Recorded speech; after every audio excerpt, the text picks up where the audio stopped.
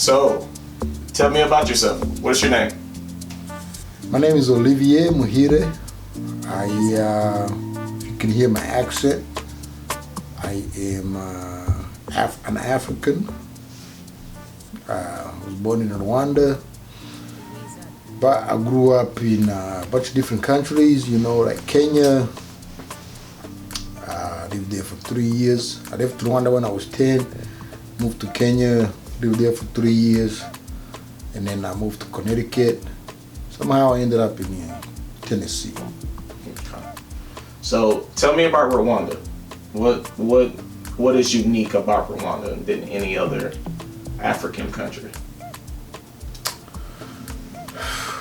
First of all, my grandfather used to tell me all the time that Rwanda was the most beautiful and peaceful countries that God has ever made. And if you go to Rwanda, you see nothing but good mountains. It's a lot of green land. So that's what's so special about it. Everything there, not everything, but most of the things there are just natural. So, but that's what makes Rwanda special. Okay. What makes Kenya so special? First of all, Kenya, like Nairobi, Kenya, if you go to downtown Nairobi, it looks like New York City. There is just a lot going on. But Kenya is special because it's just so diverse, and it's the one place you can go and get your watch stolen in about 2 seconds. But you can also be a good entrepreneur and just make a lot of things happen. People have a lot of freedom over there. You can say whatever you want to say without you being scared of like what is the government going to do. So it's the closest thing you have to like America in Africa that I've ever been. I'm sure there is other countries in Africa that are like that, but Kenya is definitely one of the. Everybody has to go to Kenya to just kind of witness and get that experience. So when you first came to America, if you can describe the day from the airplane to actually landing foot in America. I arrived, I believe it was on a Wednesday. If it's not a Wednesday, it was a Thursday. But I landed in Connecticut in the month of April, that I know. And it was the beginning of April. So it was cold. It was very cold. It was me, my brother, and my 2 sisters. We've never been to America, obviously. We were joining my mom after not seeing her for 3 years. My mom said, "Hey, bring a jacket."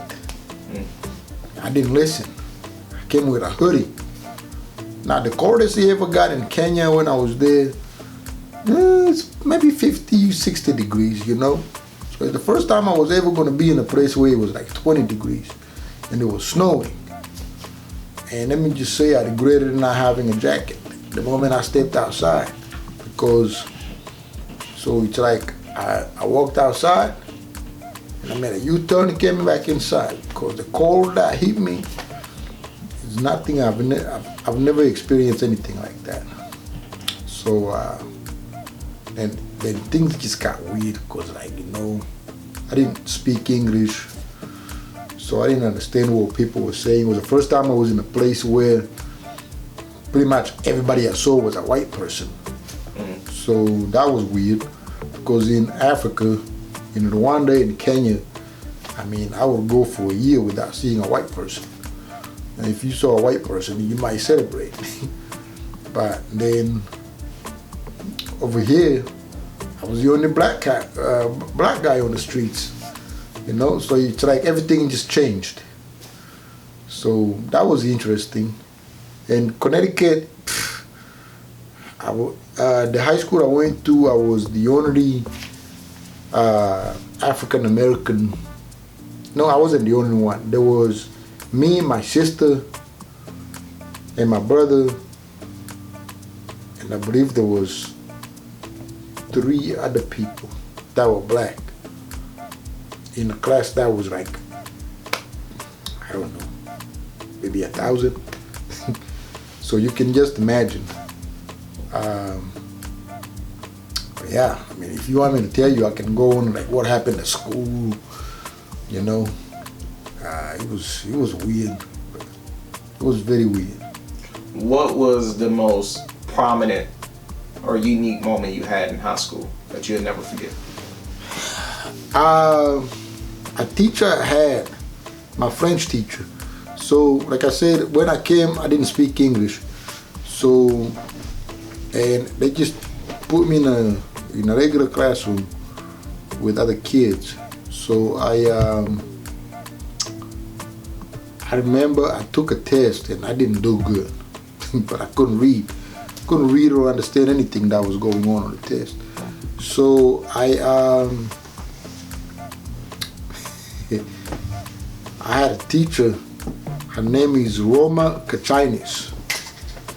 She's got an Italian name, but she taught French. So she took me under her wing and pretty much taught me everything I needed to know. So I owe a lot of things I have now to her because she really invested a lot of time. Like, she didn't have to do all that stuff. So, but I would spend time with her after school and we would do homework. So she would like explain to me in French what the homework was about, and then yeah, it was crazy. But yeah, we would leave school like me and my sister and that teacher. We would leave school like 6. That's because she was doing it. She wasn't getting paid or anything. So, but that was one good thing that was like very unique. And then obviously joining the soccer team. I wanted to go play football because I didn't know what soccer was. So they took me to a football field. And then I was like, okay, this is not the football that I know. So they say, no, this is football. I say, no, we don't play this kind of football. So, but I was like, well, maybe I just need to give it a chance. So they gave me a helmet. I said, why do you need a helmet to play football? I said, okay. And they gave me the cleats. They were heavier than the regular cleats that I wore playing the real football. So when I knew something was wrong when they gave me those pads, I was like, no, I don't think this is it. I want to play football with my, kick. So I knew how to say kick. They were like, soccer? I said, I don't know, football. So they took me up the hill to where the soccer field was. I said, yes, that. They were like, oh, no, this is soccer. I was like, well, so I took off everything they gave me. I gave it back to them. I said, this is where I need to be. So yeah. And I've never played football again. Okay. All right. So switch gears. So if you can tell Olivier something 10 years ago, what would it be? If I can tell myself something 10 years ago,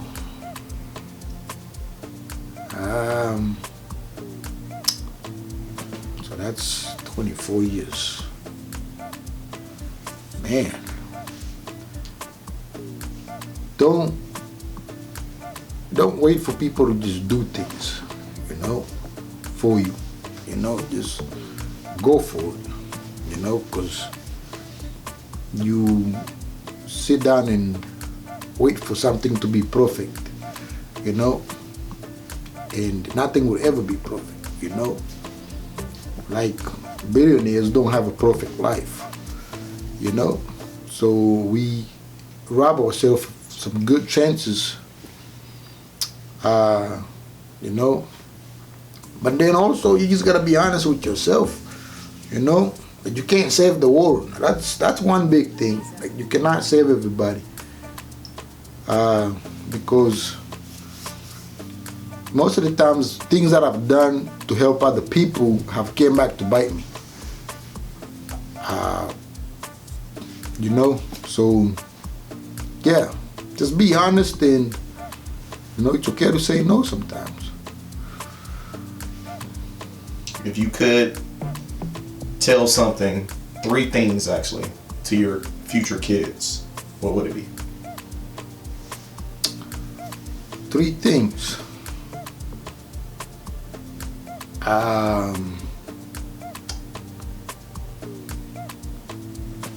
Love God. Keep God with you always. That's number 1. Yeah, God. Know God. You know. Second thing, respect people. Just be respectful. I guess just don't take things for granted. And then just know when to say sorry when you done wrong. You know, that's 3 things that I will always tell my kids. You know, apologize when you're wrong. Just be humble. In other words, the number 1 thing is just love God, man.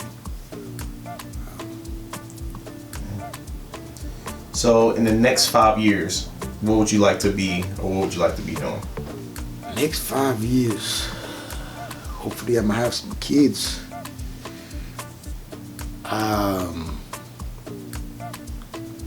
The next 5 years, obviously be the best husband that I can be to my wife. Be the best friend that I can be to my friends, and be the best brother that I can be a good son, be the best son that I can be for my mom. But I need my bank account to have a lot of zeros in it. So yeah, and then I want to be sitting on a yacht somewhere, just, you know, reminiscing about the days I was broke. But yeah. So this will be part 1 of the interview. Is there any lasting remarks, any comments you want to make before we close? Nah, man, I'm glad you said I was the first interview, so I'm glad I was able to come here to help you out, support you, because that's what I love doing. I love supporting people that are doing good things. And this time is a family of mine, so you know, I support you. You know, what else? You know, just apologize to those that I've hurt in the past. You know, but also, you know, I don't know, you're gonna have to do this one, the last part, because I don't know, man. Just living life. Just live your life, and don't apologize for being you. You know.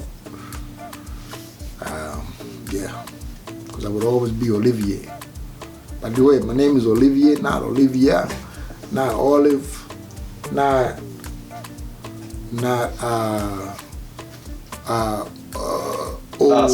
Oscar, not you know, Oliver. Don't you ever call me Oliver. What else do people call me? You know? Oh yeah, that's the thing about Americans. They just never ever want to tell you. They're trying to correct you how to say your name. You know, I got into an argument with this lady at a fast food restaurant who was trying to tell me that my name was Oliver. You know, and I was trying to tell her that no, my name was Olivier. So we argued for like 2 minutes, and I realized that I didn't really need to argue with this woman. So yeah, so get my name right when you call me, because it's Olivier, Olivier, not Olivia. Well, thank you, Olivier. I appreciate you for doing this interview. Amen. It's been a 381 Productions, and we're out. 381.